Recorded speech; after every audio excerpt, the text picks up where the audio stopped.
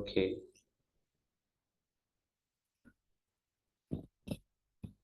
Maybe just some few seconds.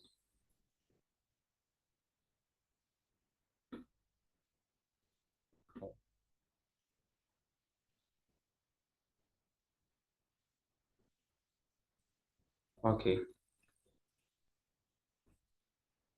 So today our first profile speaker is the person of Mr. Dixon Osei. Mr. Dixon is the commercial manager for West African Pipeline Company, WAPCO.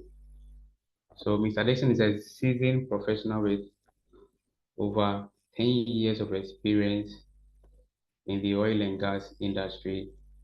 Like I said before, he's currently the Deputy Manager Commercial and Business Development at the West African Gas Pipeline Company, which is WAPCO. So in his role, he leverages his extensive expertise to manage commercial gas movement transactions and optimize the gas utilization structure on the West African Gas Pipeline. Just here is a few accolades or degrees that Mr. Dixon holds. He has a BSc in Administration with a Banking and Finance option. He has a Masters of Arts in International Business Management from UK, University of Cumbria. He is an ACA member. So when we say ACA, it's the Association of Chartered Certified Accountants. So he's been a member since 2005, and he holds a financial planning and analysis qualification from the Association for Financial Professionals in the USA. He is also an Oxford-trained scenario planning facilitator. So today he will be taking us through gas supply as it concerns our energy sector and how we are going to sustain this massive sector in our country. Our second personality speaker is the person of Engineer Mrs. Sheila Elizabeth Bote Carris. Engineer Mrs. Sheila Bote Carris. She is an experienced personnel with 14 years of experience in the power systems, grid operational planning, grid operations and dispatch. Engineer Sheila has demonstrated exceptional expertise when it comes to ensuring reliability, stability, and efficiency of national grid operations. She has mentored many engineering students from various institutions, those that come to Gridco for internships, those that go there for national service, because currently she is the head of Operations Planning Unit at the Ghana Grid Company Limited, Gridco. Also, she is a professional engineer with the Ghana Institution of Engineering, GHI. Okay. So here is a bit about Engineer Sheila, and for most of us that doesn't know, Engineer Sheila holds a BSc degree in Electrical and Electronic Engineering from KNUST and an MSc in Renewable Energy Engineering from the University of Aberdeen in Scotland. In 2017 and 2018, she was selected to participate in the World Energy Council's Future Energy Leaders Program. Engineer Carris has served on various West African power pool committees and is currently the WAP market monitoring system expert for the Ghana Transmission System Operator. So here are a few accolades that we want to share about Engineer Sheila, and when she comes on board to present, she She will delve more into what she does as the head of operations planning unit at Bridco, and we'll get to learn more from her very soon. Finally, our last speaker is the person of Mr. Williams Boy. Mr. Williams Boy is the cost auditor for Petroleum Commission. He has over 30 years of experience in petroleum, power, and financial analysis. His expertise covers energy economics, policy formulation, petroleum fiscal regimes, public financial management and analysis, as well as research. He is a very proactive person, results driven, and he is committed to honesty, accountability, and transparency.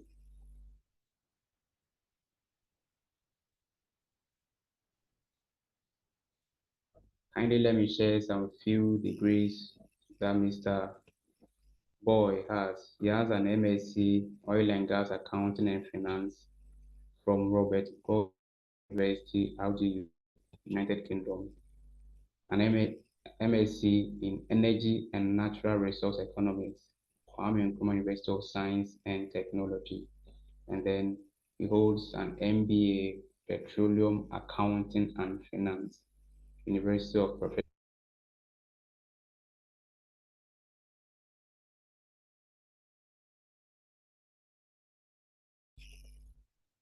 There's quite an extensive qualifications and extensive experiences, but here is the catch. They are here to show us the roadmap, how we can pattern our careers to align with the opportunities that are coming in the industry. So kindly relax, take a breath, and then let's enjoy the presentations as they are about to unfold. So at this point, I humbly invite Mr. Dixon Osei to the platform to share his knowledge, his thoughts with us. Mr. Dixon, kindly, the platform is yours. You can go ahead. Okay, so thank you so much, Maxwell, and good afternoon to everyone on the call. I'm very pleased to be here with everyone, and I'm humbled to be invited to speak on a subject that I deal with day to day. And what I would ask is, depending on how I'm going, you can help steer me back, giving the audience, so I'm able to connect and relate better. So Daniel and Maxwell, depending on how I'm going, try and help me steer back to connect very much well with the audience. We got you. We got you. Yes, great. So just to be sure whether you want me to go ahead with the presentation, I shared, I think, with Natalia. So do you want me to project from my screen, or you would want to project? Kindly say you can project from your screen, if it's okay. Okay, so please give me some minutes. Let me do that. Again, I hardly use Zoom, so you would bear with me if I trip.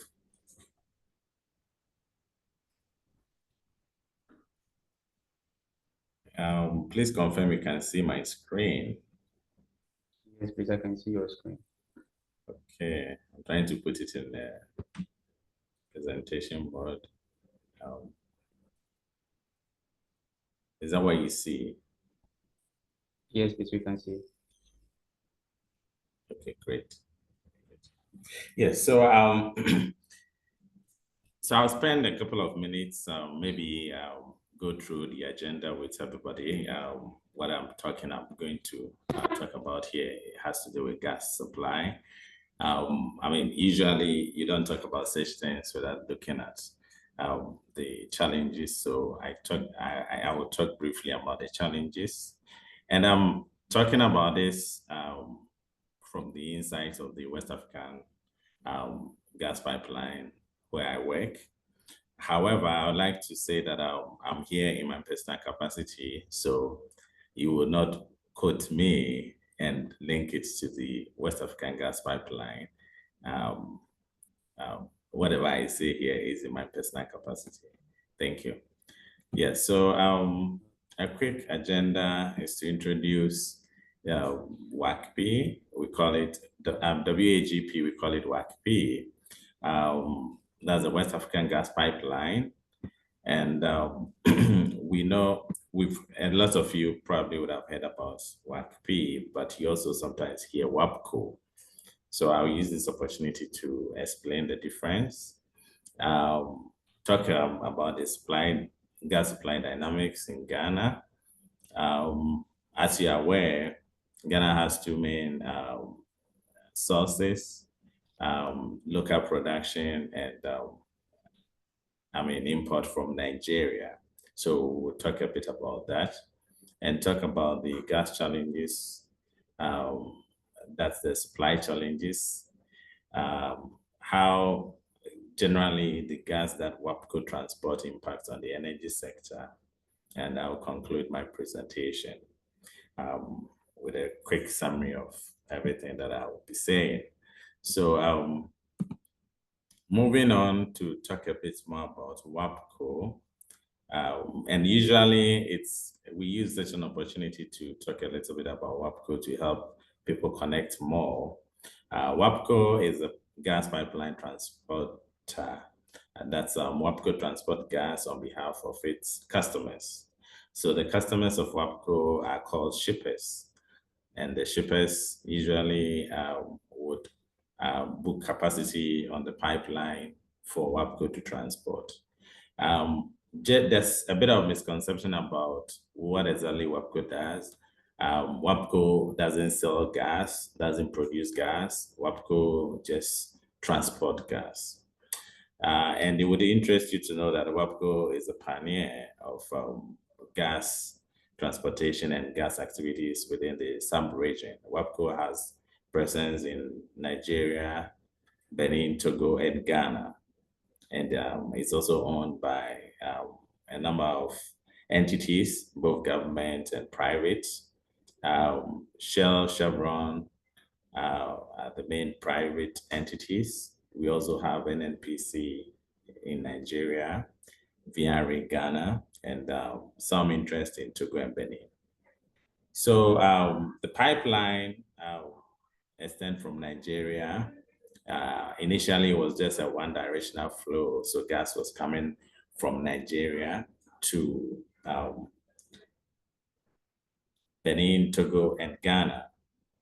However, after Ghana discovered oil and started commercial production with associated gas, WAPCO started transporting gas bi-directional. So WAPCO currently transport gas both from Nigeria and also the western part of Ghana.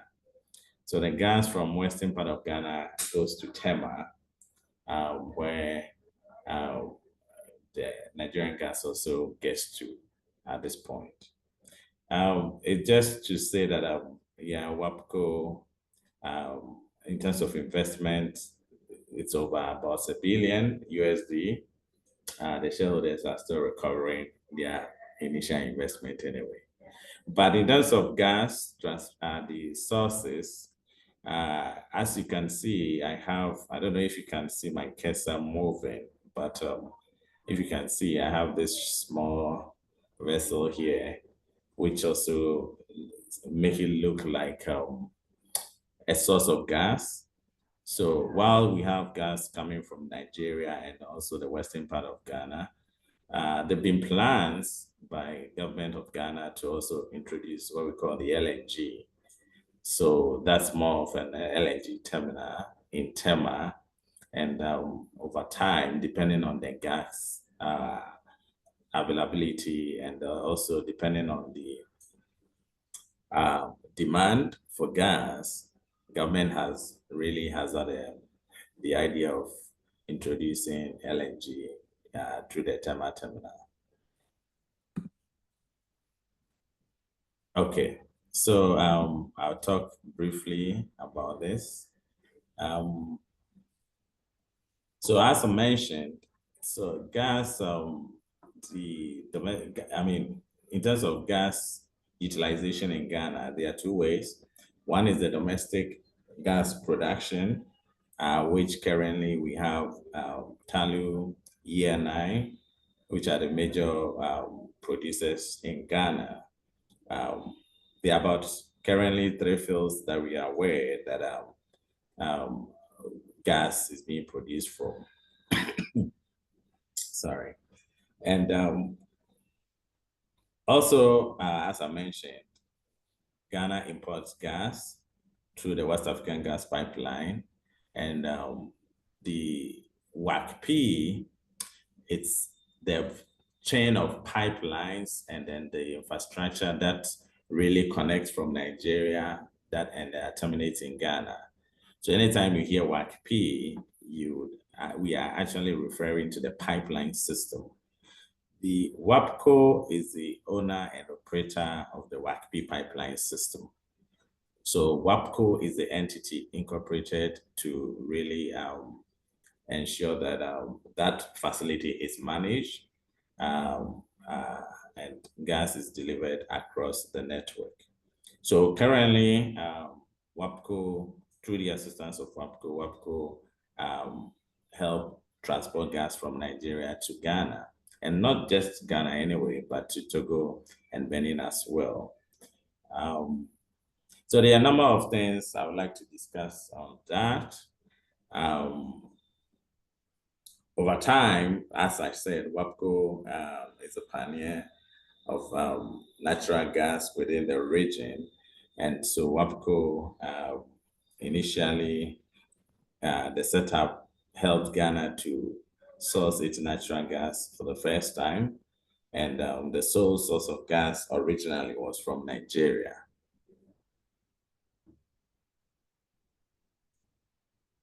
Yeah, so generally the gas WAPCO transport, it's for power. Most of it is for power. So we call it gas to power. And Sheila will be talking about it. The gas, most of it is used in generating electricity, which GridCo ends up managing. So since I'm talking about that, I'd like to talk a bit about the industrial as well. So the industrial customers are those customers that they use gas to generate power, but generally don't put the power they generate on the national grid. So when we say gas to power, what we're referring to is the plant that directly generates power and put it on the grid. However, they are industrial as well that internally they use gas to generate power within their system. So currently, the number of them, even though to date, the utilization for industries is about 10 to 15%. We have some in the Western Takoradi area producing ceramics, and then also recent time, we have some in Tema. Currently, in Tema, Central Refinery is using gas transported through the West African Gas Pipeline to generate power internally. There's also a new one that is coming up. They call it CBI. That is also in Tema. That is also using gas to generate power internally. Now, in terms of growth, I mean, what we recognize or we realize is that over time, the tilts continue to shift towards natural gas to power. So before, as many of you probably know, I mean, the major source of electricity generation in Ghana was hydro. However, over time, since the introduction of natural gas, there have been a number of thermal plants, And these plants have, over time, ramp up the numbers. The generation has gone up. A lot of them have been in the system, and that, most of them, those that are using natural gas, are contributing significantly to power generation mix in Ghana. So, I mean, the point here is that he said before that we had hydro generating so much for Ghana, the tilt in terms of percentage, if you look at it, gas to power is taking over, has taken over actually, and continue to grow.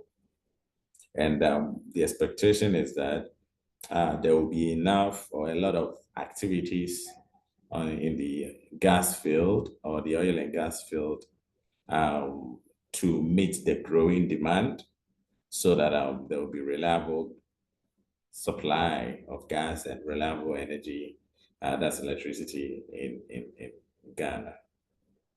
So on this side of my screen, I have a quick value chain flow within the gas supply system. So as you can see, I have the gas production and processing. So this is really typically for the gas coming from Nigeria, but it's similar to the gas that comes from Ghana. So what we have as the gas production and processing are the producers producing the gas. So producer produces the gas, and then in some instance, it goes to a processing entity. So in Ghana, the processing entity is Ghana Gas, for instance. Ghana Gas is into processing of natural gas before it gets to, WAPCO for transportation to Tema. So after the producer produces the gas, in the Nigerian value chain, it first gets into a pipeline we call the Escravos Lagos Pipeline System, which is the ELPS. And from there, the gas gets into the WACP pipeline system, and WAPCO transport the gas to the customers. So originally, we have what we call the foundation customers, the customers on which the whole pipeline system was built. Are those kind of customers that we refer to as the foundation customers. And really in Ghana, it's VRA. So in between, you would see that there is a buyer, there's a shipper, and then there's a seller, which finally sells it to the off-taker. So the off-taker is the end entity that uses the gas. So here, one shipper we have is Engas. Engas is a foreign entity incorporated in Bermuda that buys the gas from the producer, make sure the gas gets to the transporter, and make sure the transporter delivers the gas to the customer. So in a typical Ghana example, you have Engas buying gas from, let's say, Chevron. Chevron is a producer, and asking the ELPS operator and WAPCO, which are all pipeline systems, to transport the gas on behalf of it to, say, VRA. So in simple terms, that's how a gas supply value chain looks like, so far as the transportation to the off-taker is concerned. So I'll spend the few minutes I have. Maxwell, I'm not sure how long I have, but I understand about 15 minutes. So I'll quickly talk about these challenges. That's the main challenges within the gas supply system currently is timely settlement of invoices. This challenge has persisted for some time. That's government inability to pay invoices on time, and sometimes that may lead to either the shipper curtailing or the transporter curtailing transportation altogether. And this generally has been the #1 challenge over the last couple of years.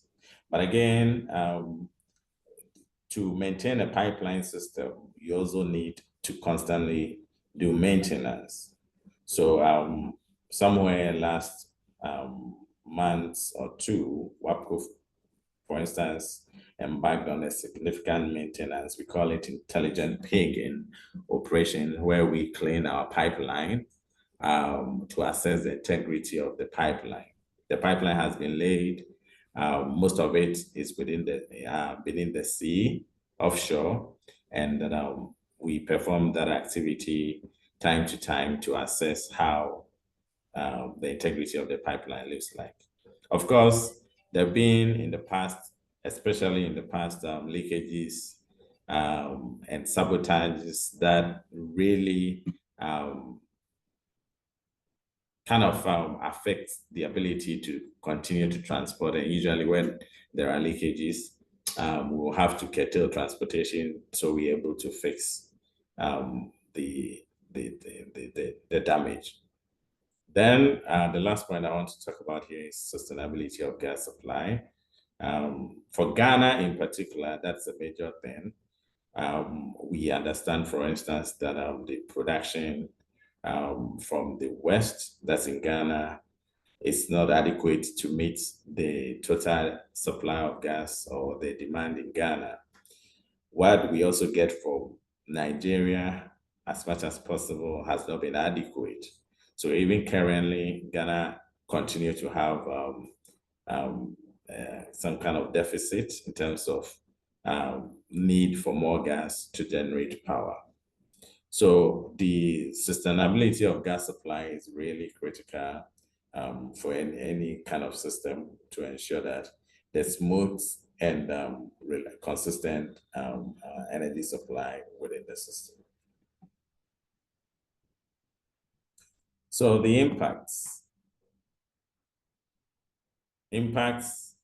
of gas supply disruption, as we are aware, where supply is curtailed, either through damages or non-payment, and may lead to affect electricity generation.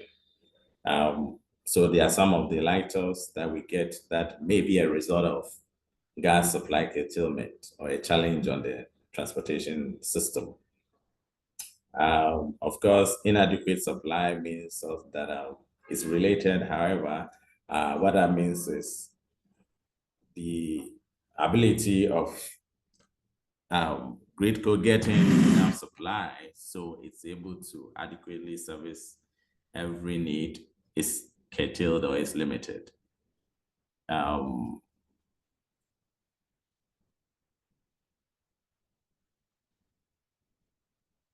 So the points with the last point here is that so due to the where gas is not reliable in terms of the supply, it leads to the alternatives. So for instance, we all know natural gas is identified as a very one of the clean energy fuels. So if gas is not available to power all the plants that we have, then the alternative will be to go to other liquids. And as we know, other liquids are not clean energy sources. And again, they are expensive. So comparatively, natural gas is relatively cheaper compared to the alternative sources. And so it burdens the system in terms of financial obligations, and then leads to further escalation of debts or accumulation of debts in the system. So yes, I've concluded what I intended to share with everybody here. In conclusion, the West African Pipeline is a significant partner within our region, helps to transport gas both from Ghana and in Nigeria, and has been a reliable partner ever since it started commercial operations. Again, as I mentioned, there are a number of challenges that needs addressing, and those challenges affect ability to sustain continuous supply of gas and to make everybody happy in terms of power supply. So that's by way of conclusion. And I don't know whether the format is that I take questions or I'll pause till other presenters. Maxwell, back to you. Thank you. Okay, thank you very much, Mr. Dixon, for such a wonderful presentation. Kindly, we will proceed with the rest of the presentations, and then afterwards, we will do a recap, and then we'll begin the questioning. Thank you very much, sir, once again, for your time and then what you've said with us so far. Thank you.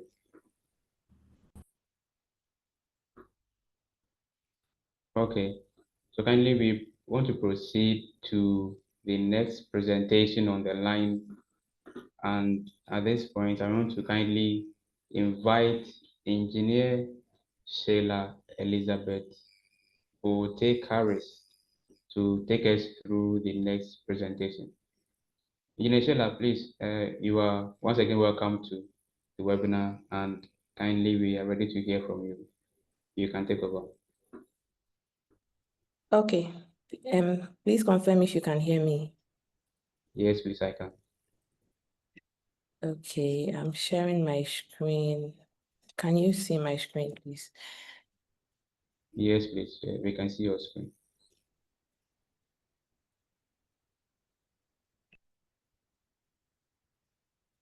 Okay, so a good afternoon to you all once again, and thank you, Kweku, for the presentation. I think you've done justice to what I was also going to say. I mean, the energy sector is intertwined. The whole value chain affects each other. So something that happens within the gas sector affects the power sector.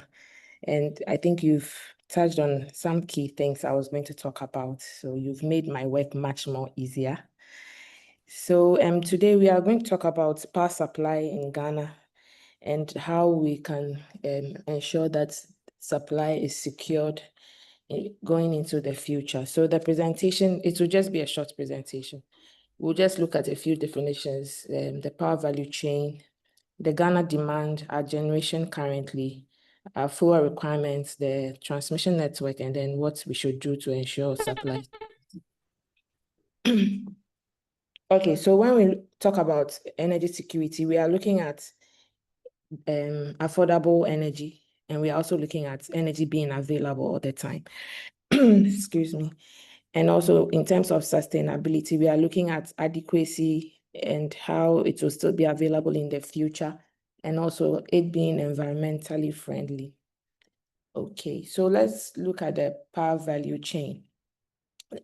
For every power system, you have a generator going through a transmission network, going through the distribution, and then finally to the consumption, which is our households, residential areas, companies, industries, and anybody that uses electricity for anything. So for the primary side, which is from generation, we have different sources. From the presentation, you can see we have power generation from oil. We can have power generation from coal, gas, nuclear, hydro, geothermal, and the others.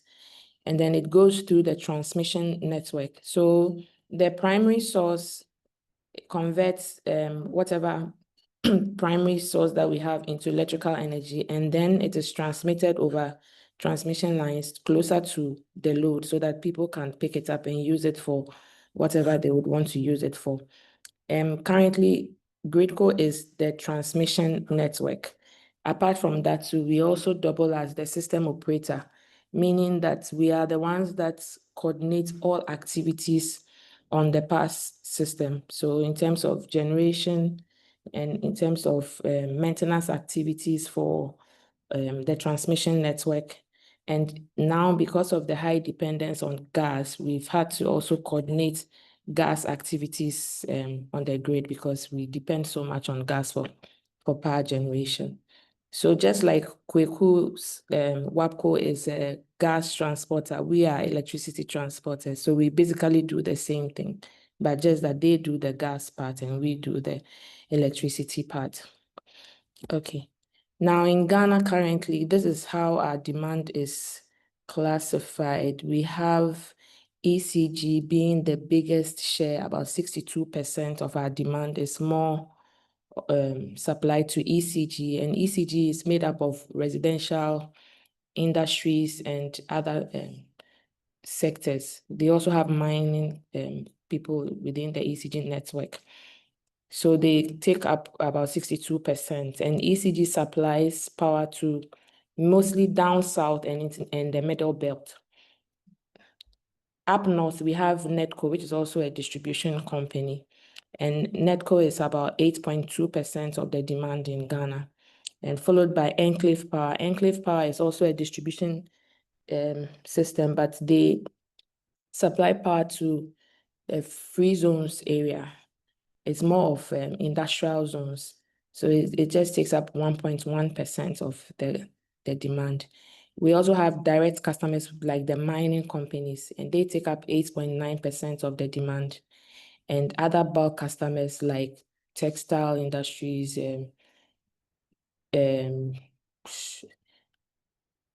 other industries within Ghana who are directly connected to the grid, they take up just 1.9%. Now Valco is still taken from the grid, and they consume up to 2.4% of the Ghana demand. And we also have exports.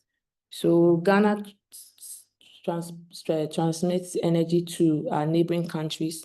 We supply to Togo, Benin, we supply to Burkina Faso, and we also supply to Cote d'Ivoire. And that makes up 10.7% of our demand. And going into the future, there are other countries that are also looking at depending on us. So like Liberia, we have Mali, and the others, other West African countries. So the demand is there and it's expected to grow. So this 10.7% may increase in the future. And we also have some system losses during transmission. Okay. So this is how our demand has grown over the years from 2020 to 2024. And this year, we are projecting that we will grow up to 4,337 megawatts. And for the next 5 years, we are expected to grow up to over 6,000 megawatts by 2030. Our demand is expected to grow by 7.88% annually. So this demand growth, it has to do with more people connecting to the grid, also connecting our neighboring countries, and also the projection of more industries coming up within the country. Now, in terms of generation, like Kweku mentioned, over the years, our dependence on hydro has been dwindling. So from 2010, we've had hydro being 54%, and currently it has reduced to like 29%. So the thermals are now supplying most of our power needs. It used to be 46% in 2010, and now it's like 69.5%. We've also had a little bit of renewables, mostly solar power coming in. In 2010, there was nothing, but now it's like 1.5%. And this 1.5% only represents what is connected to the grid, to the national grid in terms of the transmission system. There are some that are embedded within the distribution network, but that one is not captured here.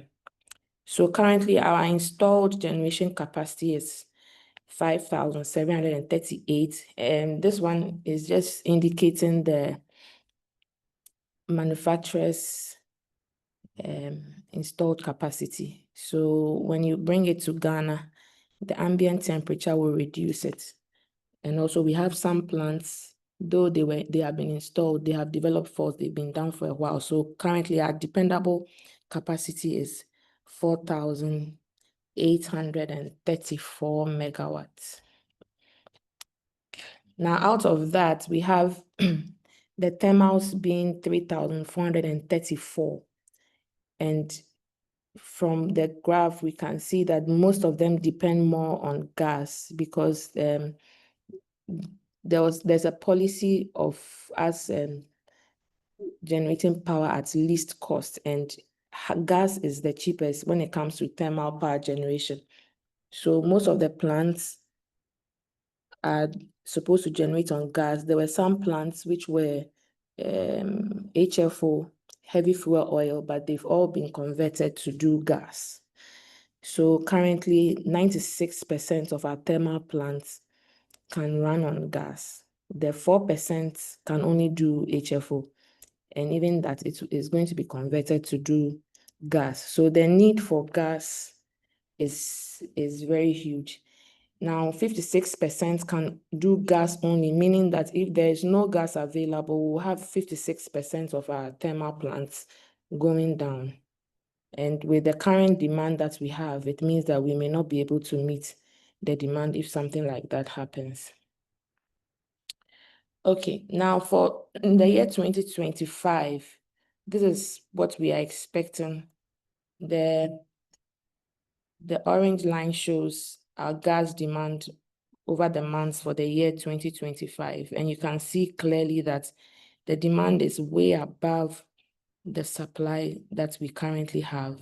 So Jubilee, ENI, and NGAS combined, we are unable to match up with the gas demand that we need. So this particular gap here has to be met with liquid fuels. So some of our plants, even currently, some of the plants are running on liquid fuel. So if we have, like Kweku mentioned, maintenance activities, if we have any maintenance activities on the gas supply side, that is if NGAS or maybe WAPCO has some maintenance like the pigging that occurred, it means this particular supply here, it's gone. So we still have a deeper deficit to fill up. So this is how it's looking. We currently need more gas because it's cheaper. If we keep on doing the liquid fuels, unfortunately, we are not paying cost-reflective tariffs, so it will be difficult to sustain paying for electricity in Ghana. Okay. So now let's look at the transmission system. So the transmission system covers the whole length and breadth of Ghana. We transmit at 4 different voltage levels. The 69 kV is usually to the east of Ghana, and that's like the Volta region and the OT regions. The voltage there is 69 kV, but most of our transmission lines are at 161 kV. The 2 to 5 kV is usually interconnection between our neighboring countries, which is Cote d'Ivoire and Burkina Faso.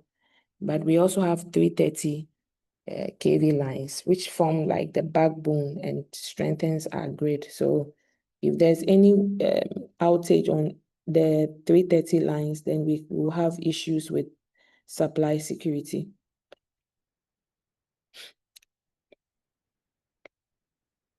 Okay, so this is just a few points I put down to address our current power supply challenges. We need to explore other resources. For example, we need to increase our solar installations, even though that one also comes with some challenges, at least for our off-peak periods. That is the time when the sun is up, we can be able to meet demand because currently, if we are doing liquid fuels during the day, if we had solar, we could depend more on that and reduce our dependence on the liquid fuels, which are very, very expensive. Also, we'll need to look at nuclear energy, which is a more base load plant. It will meet our average demand and also help us to add on a little bit of solar so that we can manage with the variability But now that we don't have that, if we increase the solar to a certain point, it will also bring some challenges on the grid because when there's cloud cover, the generation from the solar can go to zero. And because we currently don't have adequate reserves to be able to manage those changes, it will be quite difficult. So we need a plant that is a more base load plant. It doesn't change. Nuclear is cheaper over the long term. I mean, the initial capital is high, but if you look at the cost over the period of the life of the plant, it's a cheaper form of energy and it pollutes less for us too. And I'm also saying this also because the gas resource that we have in Ghana, the current one that we have, we are told it will be used up by 2030, and we are in 2025. So if that gets used up and we don't explore more fields to increase the gas production in Ghana, then it means we are looking at a more dire situation going into the future. The second thing is to increase our importation of gas from Nigeria. I know Nigeria they have a very huge gas resource, and gas from Nigeria is far cheaper than what we have in Ghana. So the power supply from Nigeria is cheaper. Currently, I think Togo Benin also takes power from Nigeria. The Nigeria power is cheaper than the Ghana power because our gas resource is more expensive than theirs. If Nigeria is able to solve their problem with the power supply and WAP connects the whole West African region, Nigeria can take over the electricity market. So it's important that we get cheaper forms of gas, which I believe Nigeria can provide. Also, we need to explore more fields within the Ghana basin, if that's how they call it. I'm not a petroleum expert, but I think the current supply that we have, like I said, it's going to be used up by 2030. And we are not getting any indication of whether there are new fields that can give us more gas. And we have just 5 years to hit 2030. So it's important that we get more investors to check on the oil fields that we have to see if we can get more gas internally.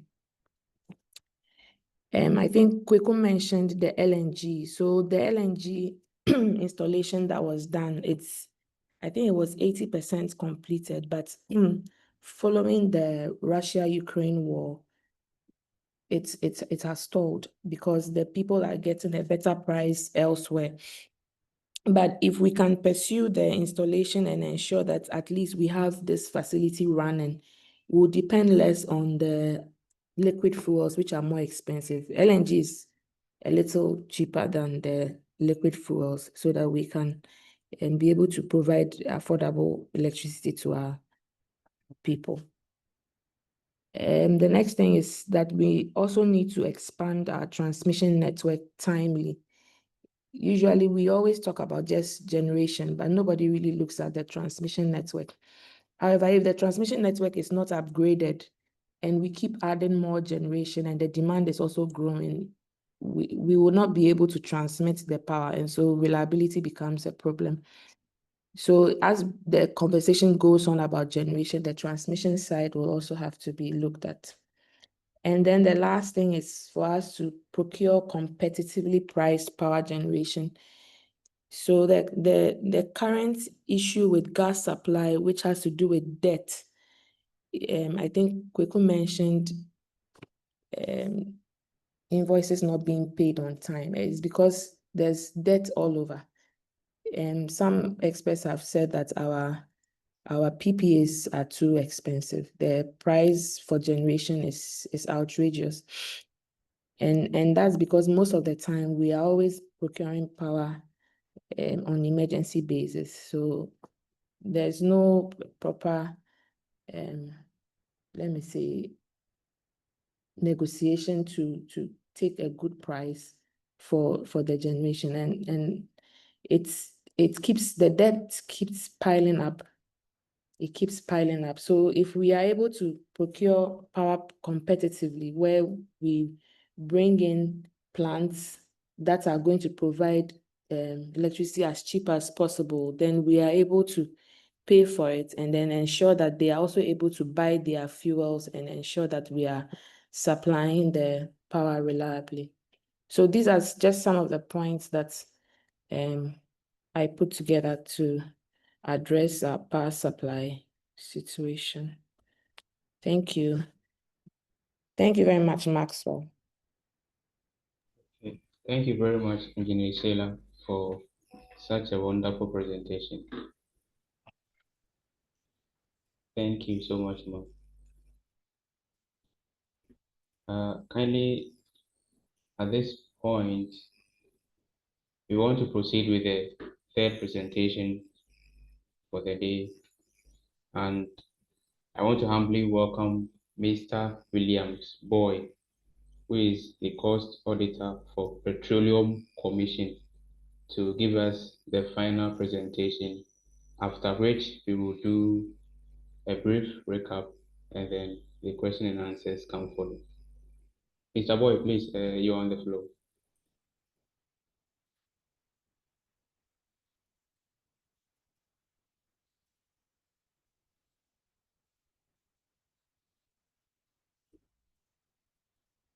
Hello, Mr. William Boy.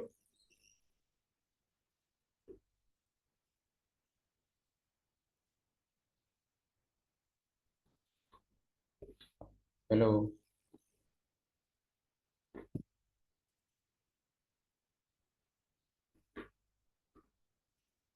Sorry. Hello, please, can you hear me? Yes, please, we can hear you. Okay, thank you.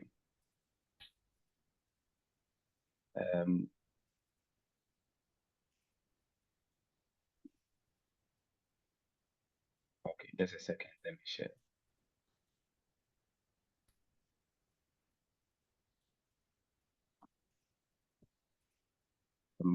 Please, can you hear me? Good afternoon to everyone. Good afternoon, sir. Okay, good. First of all, let me just take the opportunity to thank you and your team for giving us the opportunity to put our views across. Yes, even though I work with the Petroleum Commission, which is the sole regulator of Ghana's upstream petroleum sector, my views being shared here are not that of the views of Petroleum Commission, but they solely represent my view as the person of Williams Boy, experience I've had in the industry as far. So let that be on record then. We can see. So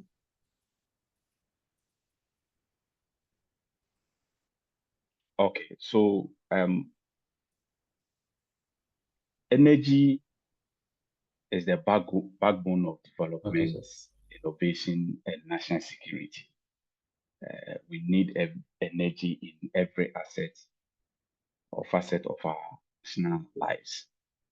It is very crucial in driving economic growth, industrial development, and overall improvement of living standards in any country, and Ghana can be an exception.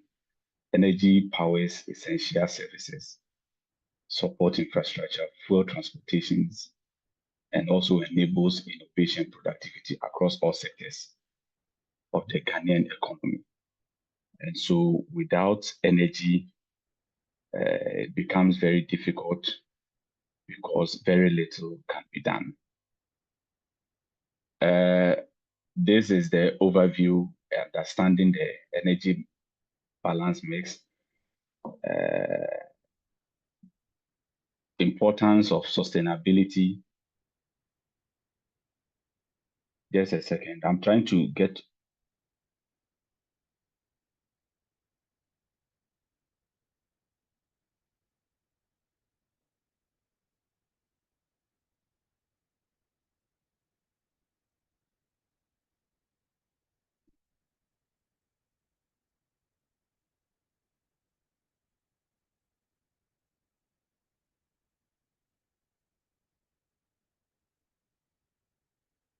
Let me reshare again. Having some challenges.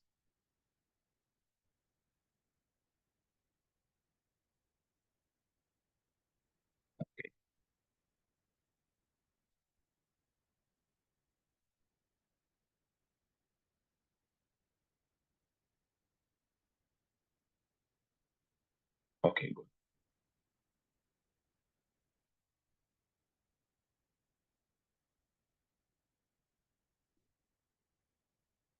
So this is the overview and understanding the energy balance mix, the importance of sustainability and security, Ghana's energy landscape, then some policy implications and recommendations. So understanding the energy balance mix. The energy balance mix refers to the proportion or combination of various energy sources used to meet Ghana's energy demands or energy needs. And this includes hydropower or hydrothermal plants, as well as renewable energy. And so on records as a country, these are the three main energy mix that we have. A lot of effort have been made to bring on board nuclear and other things. But currently, if you look at our national energy mix, these three constitute the energy mix that we have as a country. And so a balance of it would mean that at every point in time, no single source dominates. And so when you want to reduce dependence and enhance energy security, then all these three, as we currently have, must go hand in hand. And so a well-structured energy mix takes to account the availability of resources. And if we talk of resources for the hydro, we are talking about water.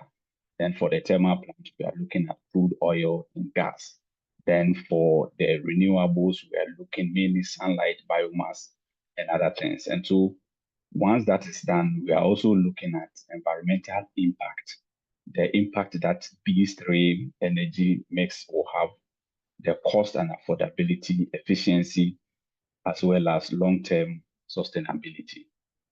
And so specifically with regards to sustainability in our energy mix simply means meeting today's energy needs without compromising the ability of future generations to meet theirs. So whatever we do as a country currently to meet our energy needs, that should not compromise the need for our children's children or our children's children, and all those that will come in the future to also meet theirs.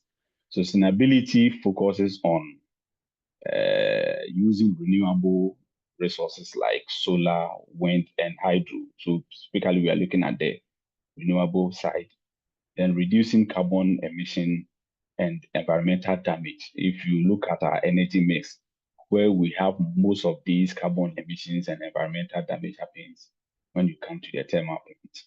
Then also sustainability talks about promoting energy efficiency in production and consumption.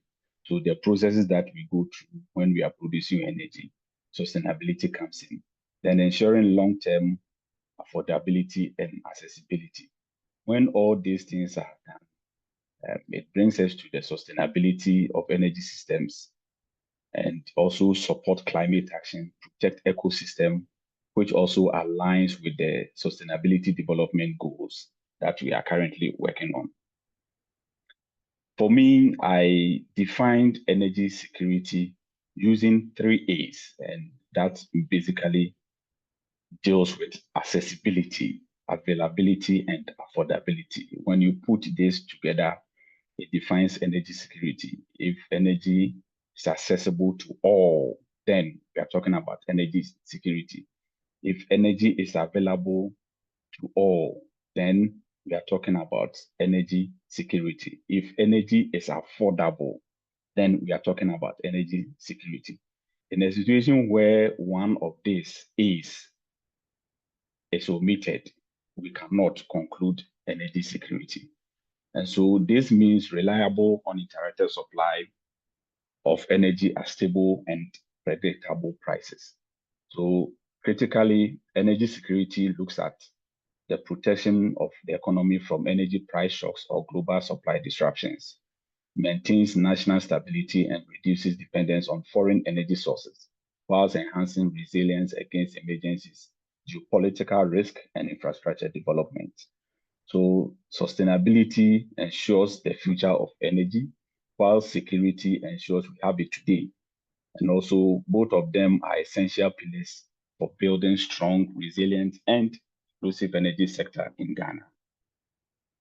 So Ghana's energy landscape, as my co-members have already touched on, Sheila and Kweku, Ghana's energy sector currently plays a pivotal role, critical role, and like I said from the beginning, without energy, very little can be done as a country. Our economy will come to a halt. Everything that we are doing will not be possible. So the country has made significant strides in power generation as well as access over the past decades. But then again, generation is there, accessibility is there, but is it affordable? That is also another challenge. So energy sources, as I mentioned earlier, currently Ghana relies heavily on hydro, thermal plants, and renewables. So in the energy mix, these are the dominating energy sources that we have in the country. So if you look at our energy mix, the thermal plants currently has the larger share, that is about 66.1% from the energy outlook of 2025 by the Energy Commission of Ghana. Then you also have the hydro, which is about 33.1%.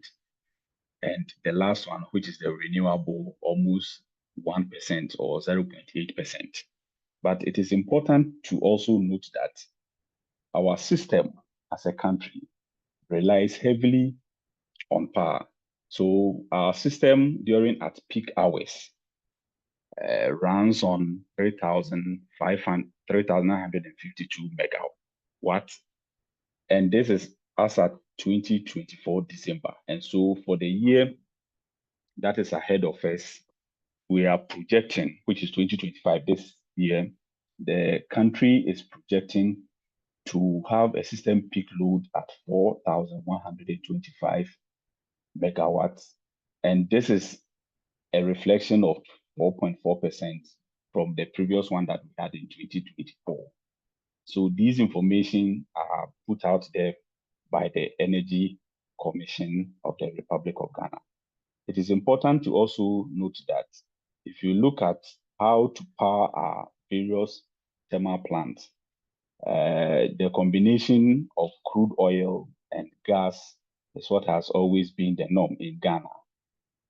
For some time now, we have been running a lot on gas because comparing the cost of gas as stated by Sheila and Kweku, the cost of gas is relatively cheaper compared to that of the crude oil, the HFO, the LCO, and the others that are used to power our various thermal plants.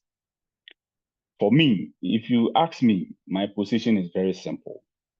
The current crisis that we are in, even though we have not officially been informed about it in the past and present, everything that the country runs on has to do with the provision of finances. We have the capacity, we have enough installed capacity, but what goes into the installed capacity, that will give us the generated capacity to supply our country in terms of peak hours, in terms of off-peak hours, depends on money.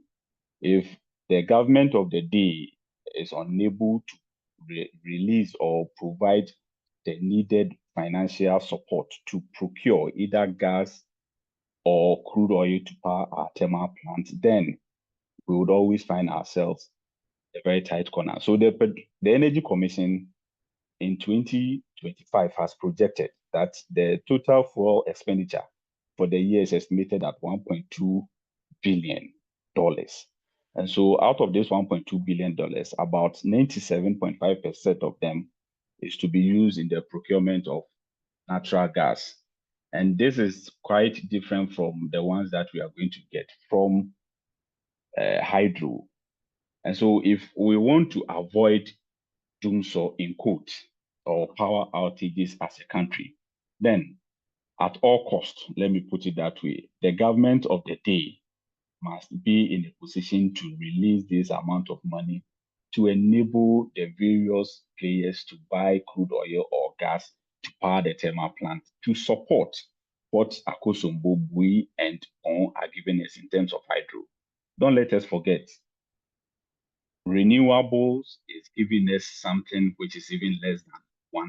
And so we do not have to rely on it so much. What we can do is to build capacity to be able to improve on them. So Ghana currently is a net importer of petroleum products or net importer of petroleum. And what this critically means is that based on what we produce as a country from our 3 existing fields, Jubilee, 10, and the Sankofa Ginyame fields, what is produced in the country against what is consumed in the country on daily basis, what is produced in the country on daily basis is less than what we consume. And that critically positions the country as a net importer of petroleum. And so based on this, there is the need for us to position ourselves very well. Crude oil is largely exported out of the country. We don't refine in the country. Yes, we have the Tema Oil Refinery that is actively working, even though it has some challenges, and we have Central Oil Refinery, which is also on refining. But as to whether their refined products also stays in the country is another thing. They may refine partly for the local market. They may also refine partly for exporting to other countries, especially within the West African sub-region. So we import rather gasoline, which is petrol, diesel, LPG, as well as aviation fuel. Like I stated earlier, Tema Oil Refinery Tor is underperforming. And for me, whether Tor will work or not is basically based on political will. At the end of the day, if the government decides to resource Tor, if the government decides to bring Tor to a level that will be able to refine, Tor should be in the position to refine. Until that is done, we will continue to import. The interesting thing is that if Tor should refine today, and if Central should also continue to refine, the two put together will still not be enough to support or feed the country for a day. And so we will still end up getting or importing petroleum products into the country. However, the good thing is when that is done, it will still reduce the number or amount of forex that we need to import, which is also sometimes going against us. If you look at the future outlook, it is very good that the government in 2020 established the Petroleum Hub Development Corporation, PHDC. And the PHDC's ambition is to become a petroleum hub, and not only for the country, but going beyond the country and looking at the West African sub-region, where it would have refineries and petrochemical industries to work for the West African sub-region. It is projected that when the PHDC is finally completed, we would be able to refine about 900,000 barrels of crude oil per day in the country. And this, when it finally comes on stream, will be able to boost our local economy, help us to lessen the burden that we normally have on forex because we need to import petroleum products. It will also boost our local economy by getting people employed or employment opportunities. Again, we will be the biggest player when it comes to the West African sub-region. However, there are challenges, and these challenges has to do with funding. And so once it was formed or established in 2020, it is my hope that the government that has taken over will continue to expand the vision that the PHDC had since its establishment. So these are very critical questions that needs answers. So does this provide energy security in Ghana? Well, yes, if you ask me, this provides some level of energy security in the country. Like I defined energy security accessibility, affordability, and availability, the 3 A's. If you look at our country in the West African sub-region, basically our energy prices is quite lower compared to other countries. And so it is available. In Sub-Saharan Africa, Ghana is number 1 in terms of electricity access or coverage across the country. We are currently doing almost 89 to 90%, and this is a very good signal for us. Can this be sustained? Yes, it has been sustained over the years, and can, provided that the government of the day has the capacity to give the players the monies that is required to purchase gas and the liquid oils to power or fire the various thermal plants that we have in the country.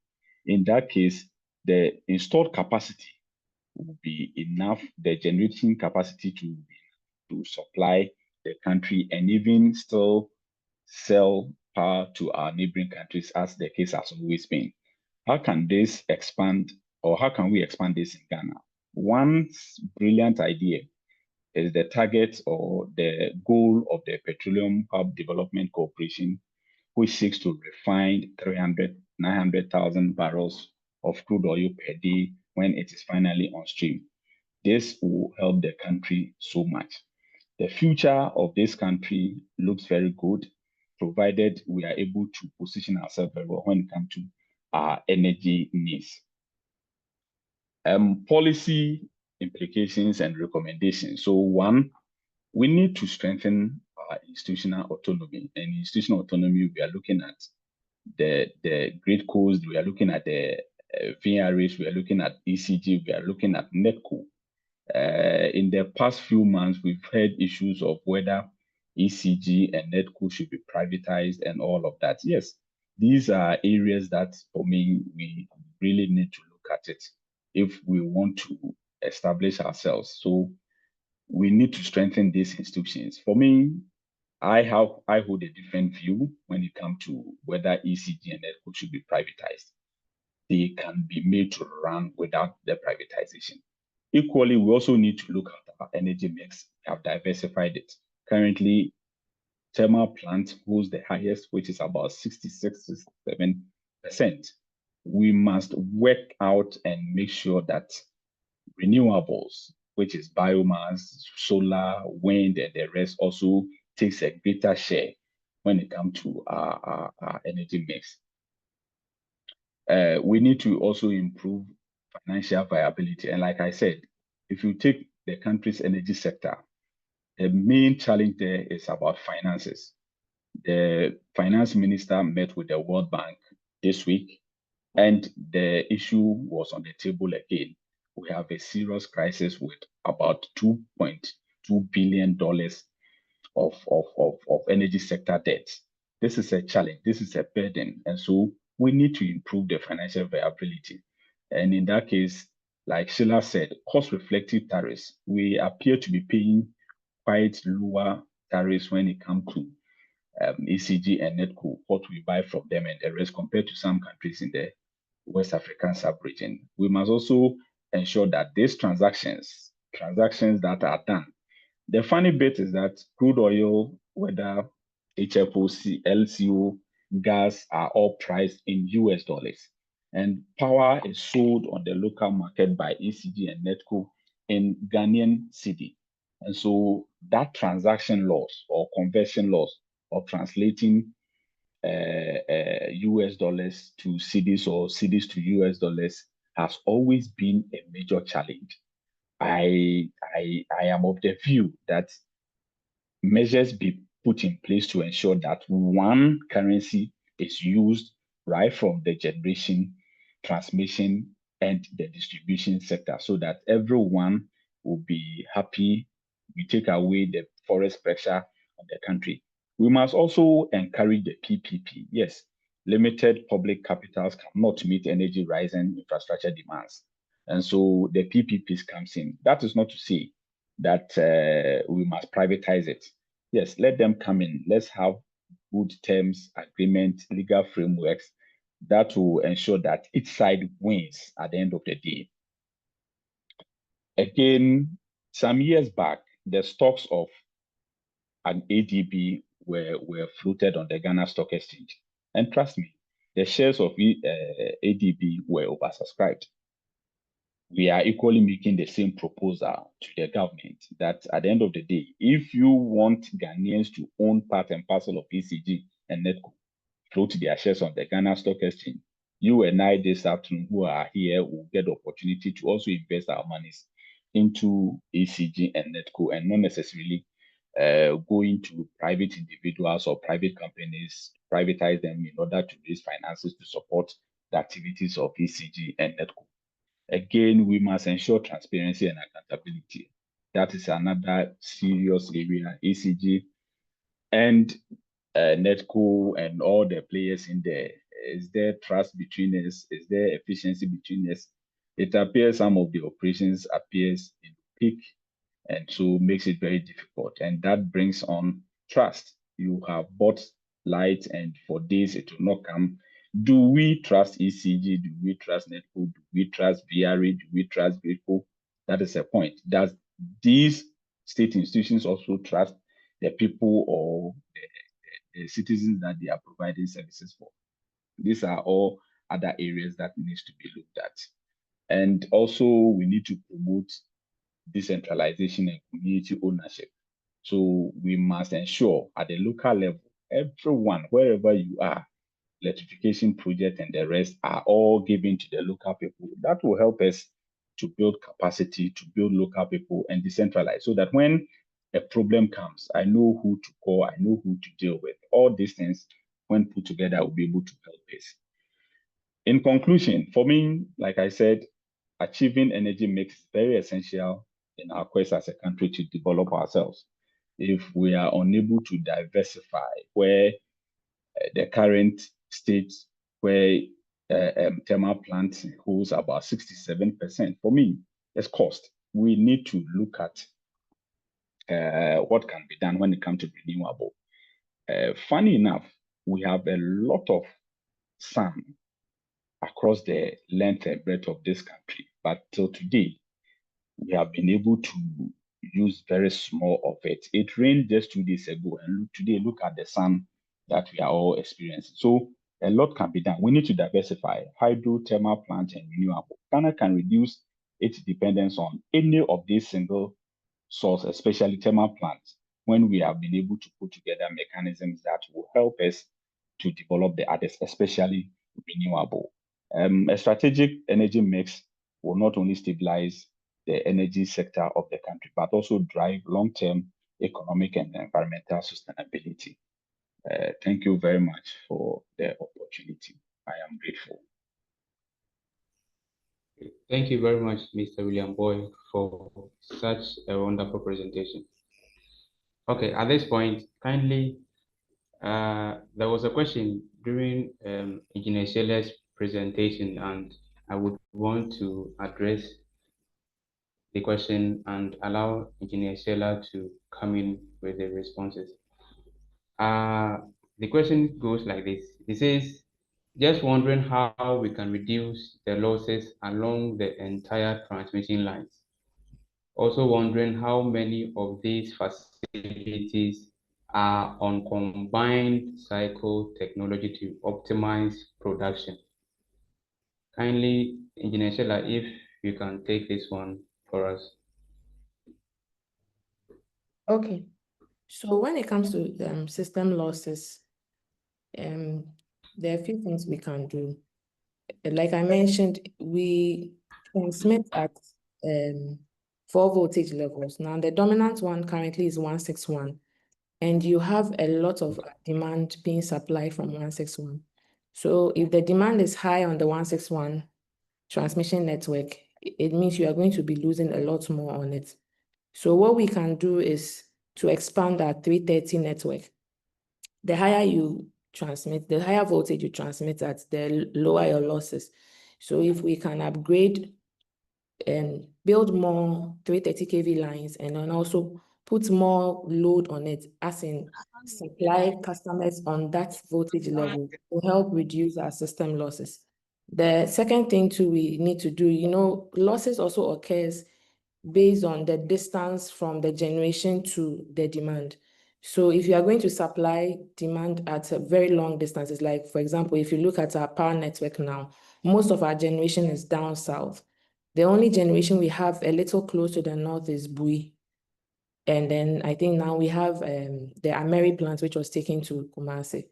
So if we are able to increase the generation also up north, it means that we are going to be supplying the load closer to the generation. So we don't have to transmit over very long distances, and that will help us to reduce our system losses. Okay. Now for the combined cycle, currently the thermal plants, we have 52% of them being combined cycle plants. We have 21% of them are internal combustion engines, and then we have 27% simple cycle plants. So I don't know if that answers Richard's question. Okay. Thank you, Engineer Sela, for the response. Richard, I hope you are okay. So this goes to any of our presenters whoever might be ready to answer this question. During the early months of 2020, Ghana went on lockdown. So we want to know what was the state of our energy security then when we went on this particular lockdown. And then also, should Ghana go through a landlocked again in the future, what will be our energy security outlook? So please, Engineer Sheila, Mr. Dixon, Mr. Boyd, if anyone is ready, you can help us with this question. Okay, so maybe I'll just answer in terms of power supply. So in terms of power supply, during the lockdown, just like we had other sectors having essential services, within the power sector, all the generating plants will be seen as essential services. So they are supposed to continue to go to work. In GridCo, the people who do the monitoring, the 24-hour monitoring of the network, are still supposed to go to work. People who are supposed to be at the substations also were still at work. So we still had staff working during the lockdown period. I don't know if something like that should happen again.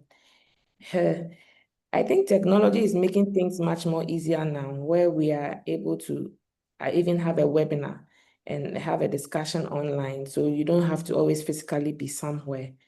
But in terms of maybe the monitoring of the power system, for that one, because of cybersecurity, usually we don't put our, will not put our system onto the internet. So somebody has to be physically there. Yeah, so usually we make provisions for things like that. Okay, so let me also come in here. Yes, please. Energy security, energy is purely national security issue. So during the lockdown, every facet of our national security or our energy was fully working.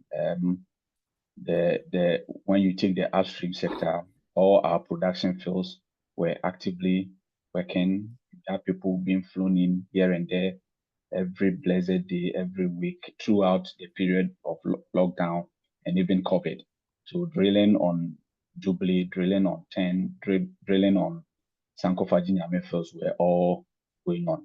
If you come to the downstream, every filling station across the length and breadth of this country got opened because people would have to buy or power their cars and the rest. LPG stations across the country also open. So these are national security issues. Imagine or assuming any of them goes down, the implication on the country, on the economy will be overwhelmed. Going into the future, yes, we never ever anticipated in a lifetime that we're going to get to a point where a lockdown will happen, people will become immobile, you have to stay home and the rest. And so lessons have been learned, and in the future, should any of this sort happen again, we should be able to contain them. We never planned for it. Today, we have seen how it looks like. We should be in a better position as a country, whether upstream, downstream, midstream, to position ourselves very well to be able to handle them, assuming any such occurrence should happen in the future. Okay, sure. So, Mr. Dixon, just I can add a quick one on that. I think generally flaring be due probably to infrastructure limitations, and so what I'm aware of at this point is that there are plans to expand the capacity of Ghana gas processing facility. So currently it's limited by a certain number, about I think 100,000 MMBTU scuff or something like that. So there been challenges initially, and I got it that there was some funding for it, but later on, so there are plans. So that phase 2 is to double the capacity, and it would help reduce the flaring of gas, as has been asked in your in the chat room. Yeah. okay. Thank you very much for the responses. There is a question to Mr. Williams Boyd. It says, what are the energy contents of N-gas and Ghana's lean gases for power production? In 2022, Ghana flared more gas than imported N-gas. What are we doing to monetize these flared gases, as some of our power producers did not even get enough gas to produce electricity? So kindly, Mr. William Boy, you can start with your response and we move from there. Okay. So at the initial stages of oil production in Ghana, there was no facility, and don't let us put this on record that our 3 fields that we have, Jubilee Field and 10 Field, are with associated gas, where the oil or crude oil being produced is quite higher or more than the gas, even though gas is still extracted and brought onshore. However, that of the Jinyame field, which is operated by ENI, has more gas than oil. And so at the initial stages of oil production as a country, because we didn't have the ORF at Sansole, or that's all onshore receiving facility at Sansole, it took time before the construction was completed. Then again, it took time before even Ghana Gas at Atuabu was also completed. So these initial stages, there was very little that could be done than to flare the gas. Yes, it created a lot of issues. The Environmental Protection Agency, the Petroleum Commission, and some agencies were not in support of this, but that happened. Fast forward, when the ORF at Sansole was brought on board or on stream, the Atuabu by Ghana Gas also came on stream. Yes, we've been able to process most of our gas from the 3 fields. Sometimes one-off happens that flaring takes place and the rest. So for me, going forward, I think we should be able to expand the capacities of both Ghana Gas, as Kweku said. There are plans to increase their capacity and to be able to process more gas, basically for our country, because we will need them. In 2020, as he said, yes, flaring took place and the rest, largely because of some technical issues. Maintenance and the rest comes in. So when it happens, processing stops and the rest. But after that, I think we have been up to speed. The EPA, the Petroleum Commission, keeps monitoring. Reports and other activities are always given to them to ensure that flaring stops. These companies, whether Tullow, whether ENI, in their petroleum agreement and other subsequent agreement, have obligations. So the Petroleum Commission, to the best of my ability, have always ensured that these obligations that they have to the people of Ghana are always adhered to and are in the interest of Ghana. Yes, there may be some one-off issues and the rest, but largely, Ghana gas is good. Ghana gas is staying. We are processing our gas. In extreme situations where they are not enough, we need the top up from Nigeria, even though we are not able to produce much to feed the country in terms of its power generation and the rest, where Nigeria comes in. But like I said, everything boils down to the money bit. We can always make the best out of it if we position ourselves by paying our debts. There are several times that Kweku, I know he'll bear me out. They have had to shut down, threaten us as a country or our leaders of shutting down because we owe them. And once they go off, we know the implications and the rest.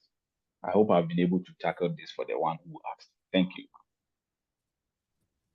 And Thank you maybe, so much, Mr. William. so Maxwell, just to add to that, let's really, maybe the principle, the science, the academics would try to make theoretical argument why you would not flare and all that. But the reality is that physically on the ground, there are times you just have no option but to even save the equipment. So like he said, assuming that one of the connecting pipelines is not transported and you have an associated gas, what do? Do you shut down the well or you continue to produce your oil so that the associated gas is flared out? So there's always that economics to optimize it. And, even in Ghana, we're doing very well because we know Nigeria has been in the oil production for a long time. And it's recent years that they are making serious effort to reduce the amount of gas they flare.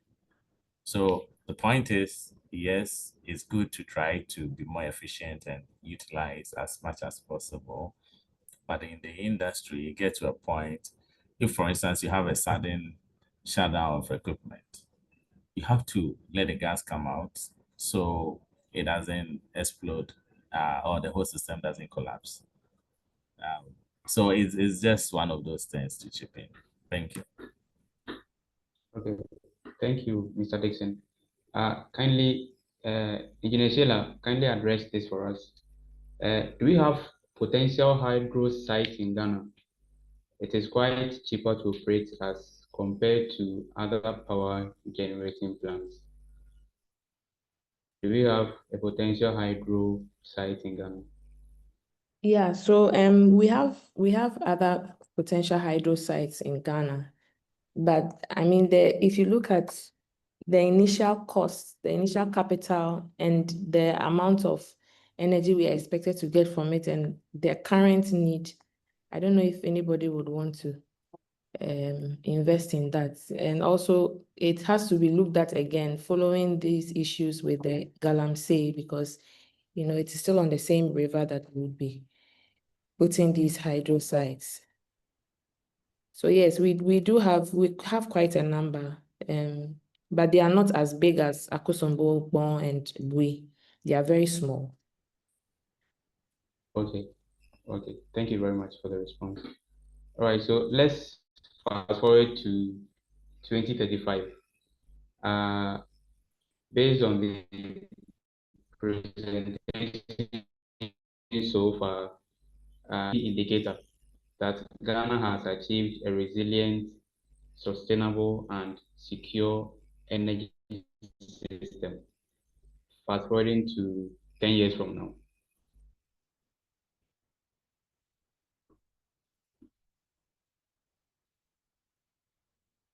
I'm sorry if you could come again with the question because your line was breaking a bit at my end.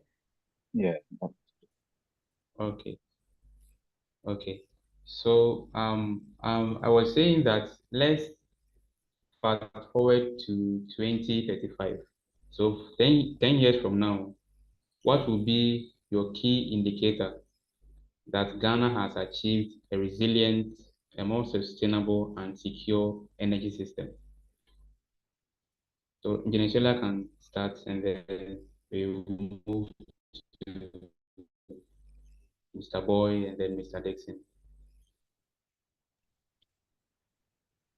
Okay, for me, the key indicator will be how we are able to meet our peak demand. That is what we always plan for, being able to meet our peak demand. If we are able to meet the peak demand that has been projected and we don't have these issues of load curtailment, then it means we are getting somewhere. But until then, I don't know. Okay, So okay, thank you. I am also in 10 years from now looking at in terms of our energy mix. We're doing enough of the renewable solar, especially. We should be able to do more of renewable to be able to reduce the thermal plants that we have to keep them running, which are quite expensive compared to the renewable. I also expect to see 100% electricity access or coverage, meaning that every corner of our country should be able to have electricity. That is very, very key. Again, once we are able to introduce or increase the renewables in the mix, then electricity should be affordable so that everyone across the length and breadth of this country be able to afford electricity. And lastly, I'm not so sure whether it was Sheila or Kwiku, but there was an issue of our production fields having a lifespan of up to 2030, and also we not having enough coming on board. My prayer is that by 2035 we should have the Pecan field, which is the DWT-CTP contract area, which was initially held by Eka Energy, coming on stream. It is important to add that that petroleum agreement was part of the first 4 petroleum agreements signed in early 2000 up to I think 2006 thereabout.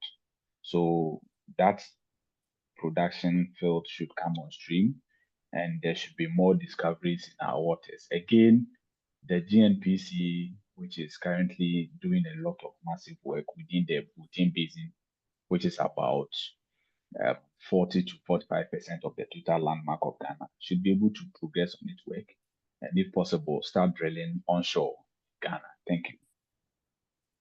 Okay, before Mr. Dixon comes in, Mr. Boy, please just a follow-up question on the renewables. Okay, sure. How can renewables power our industries?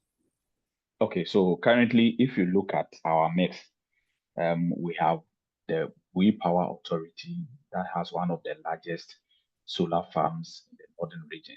But where the Bui River is, they have their solar panels spread across a very vast river. They have their solar farms.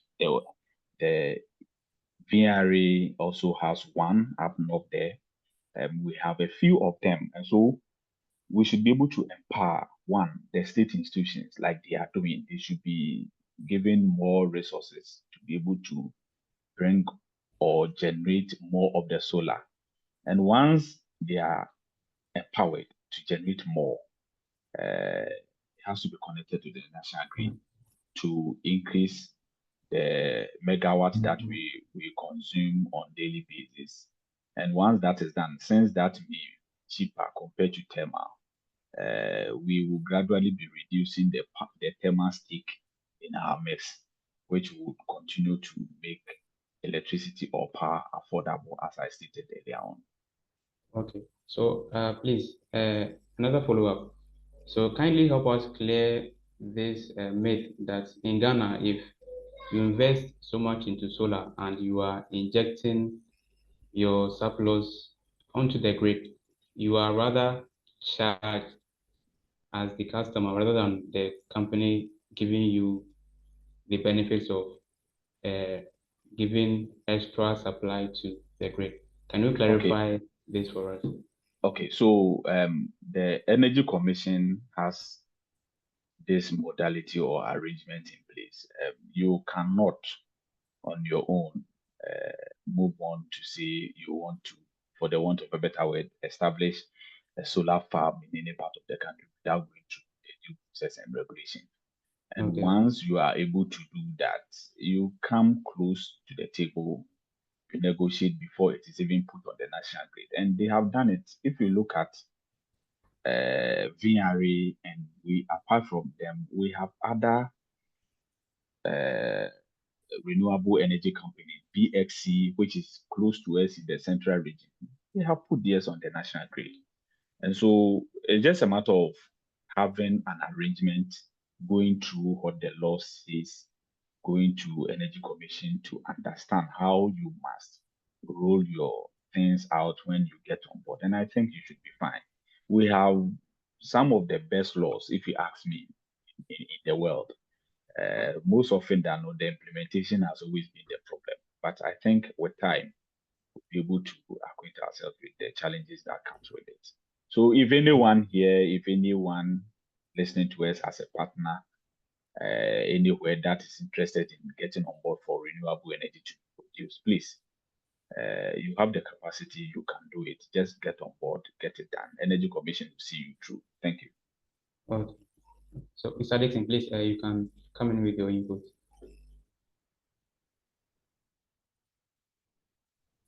Okay, thank you. Even though I was also having a question for Mr. Boy. I mean, talking about renewables, just wondering what kind of incentives are there to encourage people to get into it, at least individuals, homes, not even farms. Are there taxes? Are there tax incentives if I import solar equipment? I mean, you want a lot of solar participation, but are we encouraging the system enough? Well, Kweku, I perfectly agree with you. There are lots of individuals in Ghana today that if they have their own way, they will rather move away from the national grid that ECG and NETCO are giving us so that they could have their own solar generated power to power their homes and the rest. But I think Sheila stated the initial capital outlay, you have a lot of upfront cost that you would have to incur. And most often than not, that discourages a lot of people from getting into it. For Energy Commission, they need to come clear. Some of this information are not in the public domain. They need to come clear. And again, they need to also put up a massive campaign to encourage those who have the capacity to move away from the national grid to their own solar in their own homes. And that will help all of us.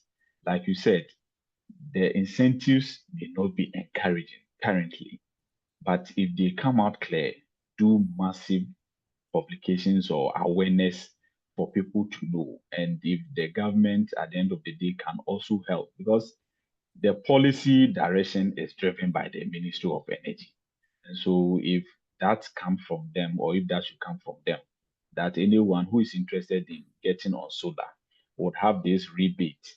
And so your initial or upfront cost will be reduced to this point.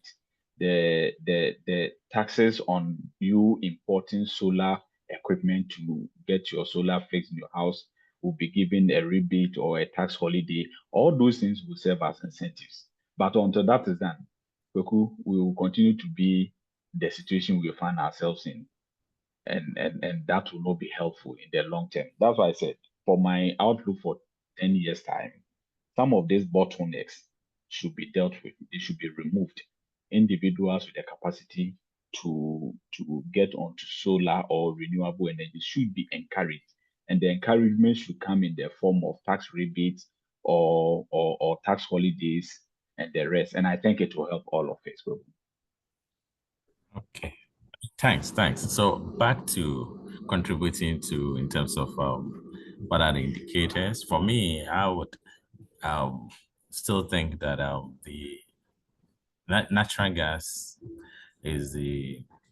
should be the main focus, whilst we promote the alternatives through individual utilization.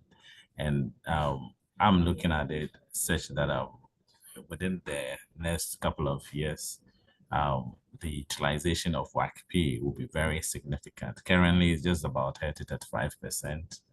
The infrastructure is there, has the capacity to do more, to transport more gas. It is the reliability which has been a challenge, coupled with the inability of off-takers to pay for it. But the cycle has been that once government is unable to pay for gas, for some reason, expensive alternatives, I mean, government is able to procure expensive alternatives. So if efforts, we put effort in making sure that we're able to pay for the cheap gas, then it will motivate upstream partners to continue to develop fields to get in more gas. Nigeria, I must say, I am embarking on a number of activities to improve on the reliability of gas from their end. And as Sheila said, recent time, we've seen the uptick. Gas supply into the system from Nigeria has increased significantly, and we expect that to be sustained. And but then, of course, as that transportation and the supply increases, the invoice values are also high, goes up, and the issue of payment continues to come up time to time. So if we're able to clean the financial system such that we're able to pay for the gas we use, I think really that is the way for us to go. It's the best competitor at this point. In fact, natural gas from the pipeline is cheaper than LNG. As Sheila talked about it, the cost of LNG is significantly higher than gas from, sorry, I'm getting interruption on my phone from a call, sorry.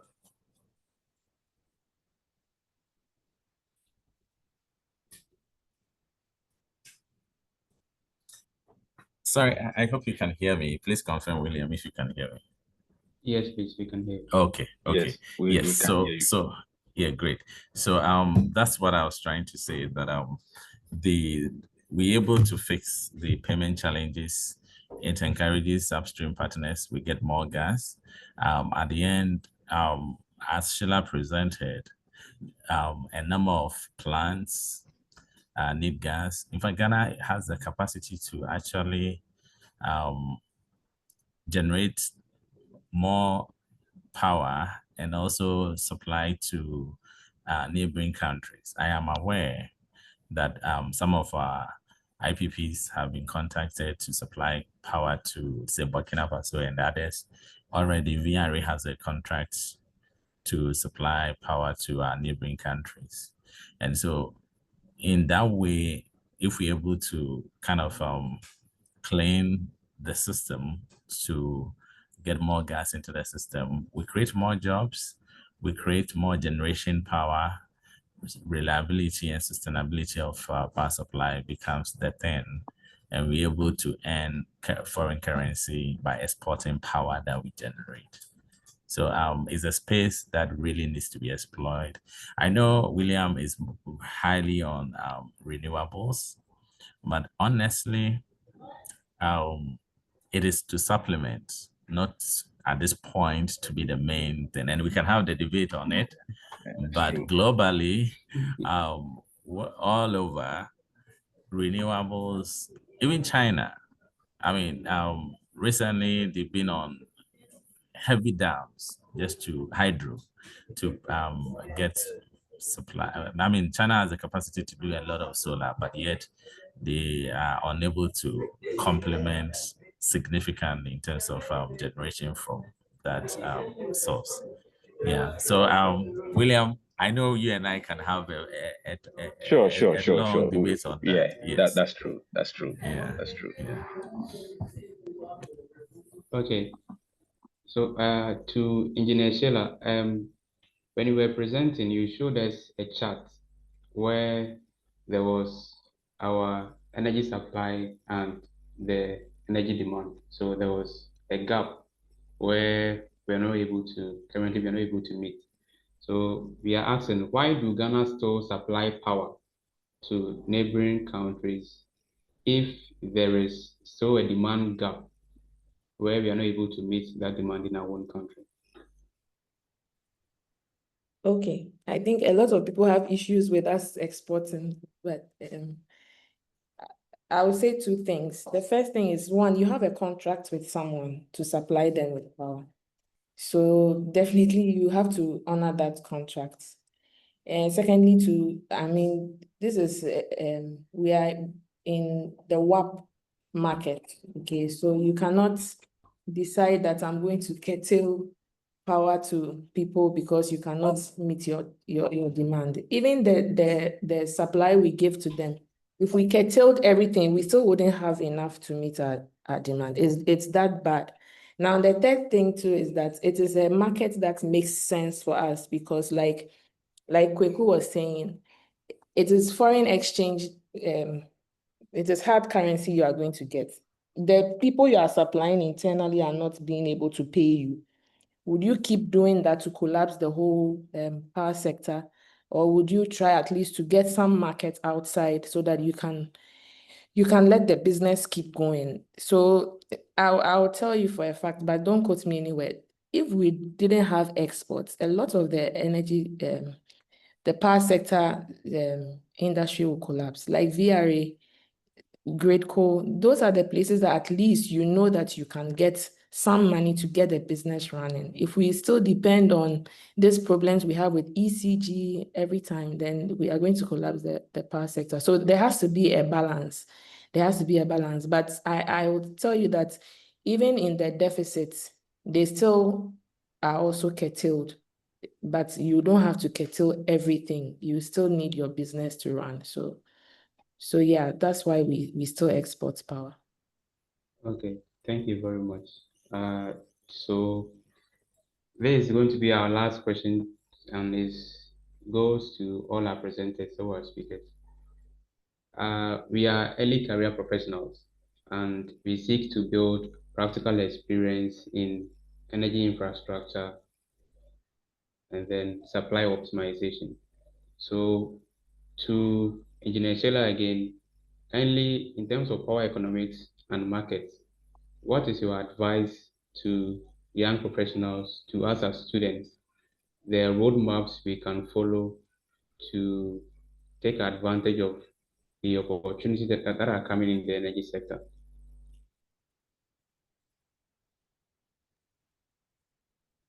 Okay, so for me, I think it all has to do with increasing your knowledge in the area. You know, sometimes we are so fixated on what we know. We don't read wide. We are not looking at other places, what is happening at other places and applying them to our current situation. So as young professionals, I would advise that you read wide.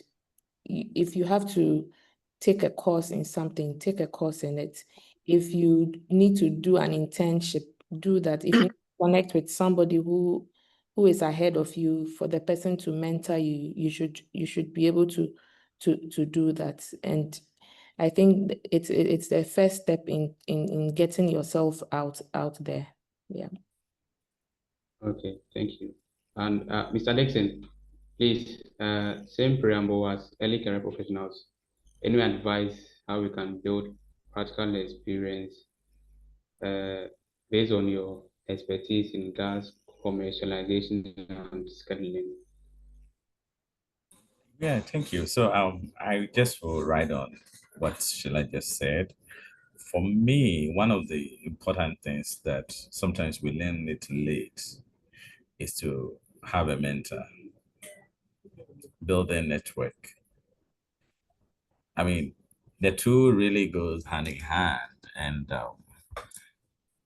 you need as a student to have a professional to engage with, tap on that professional's insights, ask questions, let the person mentor you. Um, you know, sometimes it's not the best student that really gets the best offer, but it's about the network that you build. So, we learned this. I remember when I was in the business school, the lecturer on strategy was like, they were the best student in school. They didn't turn out to be the richest or the kind of people with the best offers. So you need to build a network. You need to, it's so important. And there's this typical Ghanaian thing in us, most of us, as we grow up. These days is changing because of social media and all that. But when we're growing up, there's that tendency to be timid, to be shy. You need to have your confidence on, and you build confidence, you build your network, you self-teach yourself, self-tutoring, and you try to be more curious about the environment to understand what's going on. I as a young professional, really, your ability to be more curious, understand what is going on around you, learn on your own, and get people to guide you is very, very critical. So it's cut across every discipline, anywhere. It's not just about oil and gas. I've had the opportunity to be in oil and gas, banking and insurance, amongst others. And anywhere you go, that is the same thing. Your confidence, you need to have that rich network. And so you must invest in that to really put your career on that pedestal. Okay, thank you, Mr. Dixon. Mr. Boy, please your take on this. Yes. Please, Okay, you can go so ahead. I don't know, and I don't intend to offend anyone, but if you look at our current generation, especially our brothers and sisters who falls within quote the Gen Z people, Charlie, these people are a special group of human beings now. They don't actually care. Anything goes, and so it becomes very, very difficult to even know what you want if you open yourself up to whatever that is happening. For me, commitment is key to everyone who wants to grow and develop a career, the energy sector, i.e., power and petroleum. It's very key. Sheila and Kweku mentioned some of them, but I would add, if you commit to 30 minutes every day at doing something, trust me, get wherever you want to. And so commitment, spend time, read wide, take the courses, and now it's global.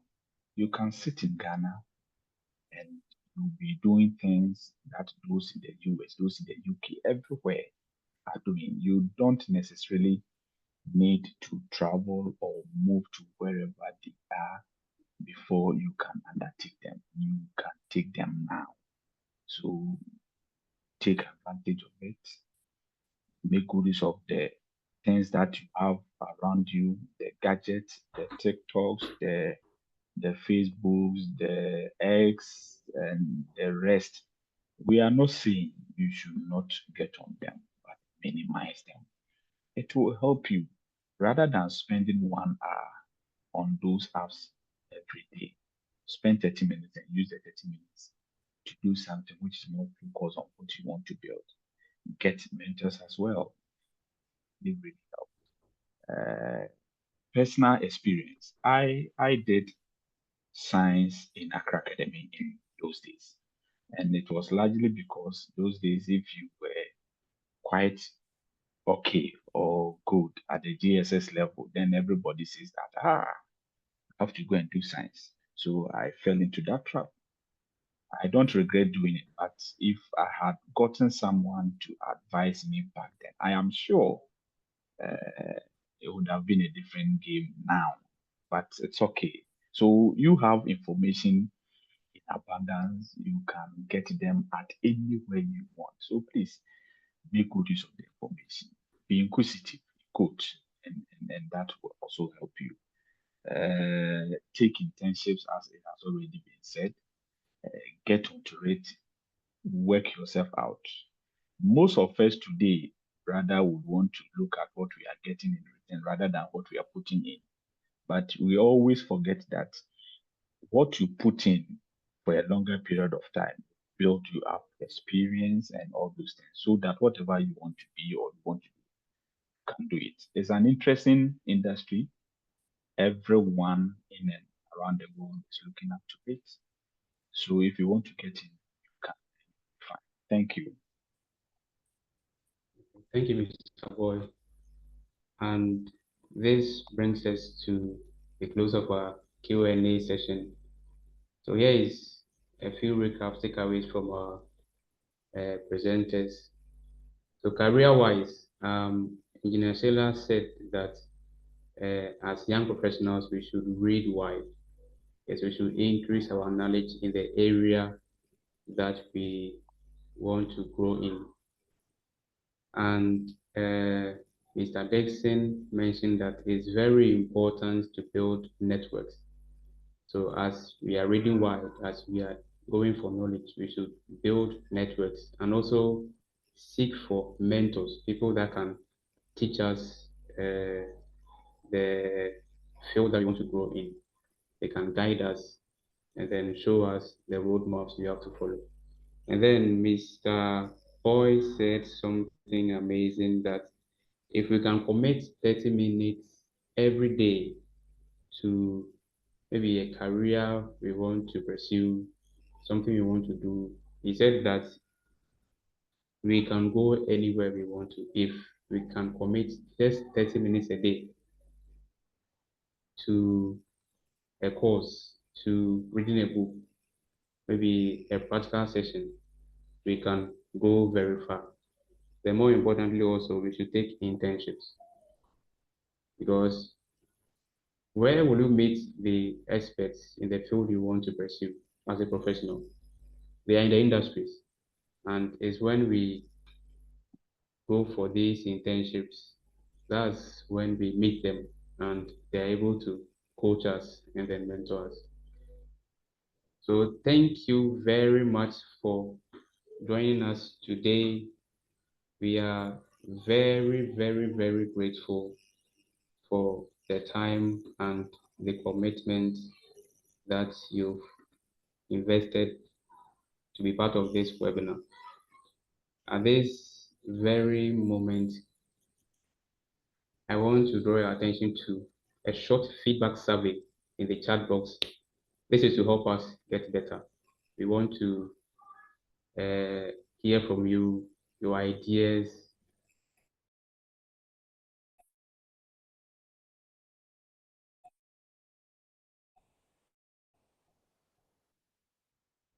That will help excellently. So take just a minute, and we appreciate it very much for the effort that you've put in up to this point. Whilst you do that, I want to introduce the next webinar to you, and it's going to be centered on understanding industry codes and standards. Understanding industry codes and standards. So this is all part of what Engineer Taylor said. We should read wide, we should increase our knowledge, and getting to know the codes and standards in the industry will set you apart among your colleagues in our various fields and careers. All right. At this point, kindly, I want to invite Engineer Stephen Foko to give us a vote of thanks as we wrap up today's webinar. Please, Engineer Stephen, you are welcome and we are ready to hear from you. All right, Max, thank you so much. Good afternoon, distinguished guests, speakers, and participants. So at this juncture, I would, on behalf of SBA Ghana section and the Career Guide Committee, I would like to extend our heartfelt gratitude to everyone who has made today's webinar a success. First and foremost, I would especially like to thank the speakers, Mr. Dixon Osei, Engineer Mrs. Elizabeth, and Mr. Williams Boy, for generously sharing your expertise, your insights, and real-world experiences to us. In fact, your contributions have given us a deeper understanding of the critical stages that we need to sustain and secure Ghana's energy future. Maxwell, you've done well. Thank you so much for skillfully guiding this conversation and ensuring that we've had an impactful session. We thank our organizers who have behind the scene worked hard to ensure that this event has been smooth. And we can't end this without thanking our participants. Thank you so much, participants, for your time, your engagement, your thought-provoking questions. We are so much grateful to you. Your interest and your enthusiasm will continue to inspire us at SBA Ghana, especially the Career Guide session, to create more impactful programs that would shape the future of our energy industry in Ghana. Finally, as we are living here, let us remember that there is a future in the energy industry in Ghana, and the future of the energy industry in Ghana depends on the actions we take now. So let's each of us commit to playing our roles wherever we find ourselves, and then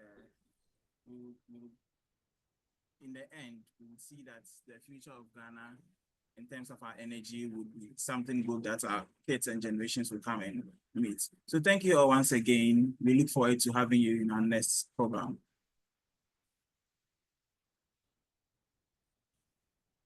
Thank you very much, Stephen.